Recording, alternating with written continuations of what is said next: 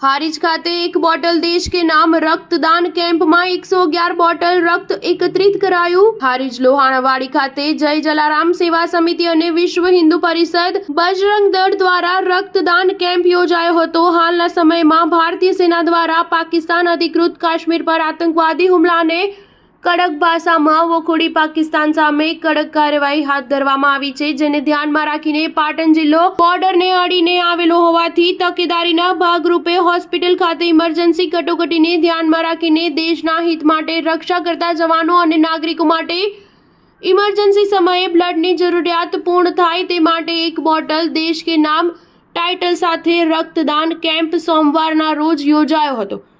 આ કેમ્પમાં હારીજ પોલીસ સ્ટેશનના પીઆઈ નીરવ શાહ સહિત પોલીસ સ્ટાફ તેમજ સામાજિક સંસ્થાઓના કાર્યકરો સાથ આમ જનતા દરેક સમાજના રક્તદાતાઓ દ્વારા પાટણ વોલેન્ટરી બ્લડ બેંક પાટણના સહયોગથી કુલ 111 બોટલ રક્ત એકત્રિત કરી દેશ સેવામાં પોતાનું યોગદાન અર્પણ કર્યું હતું। Star news 7 Patan.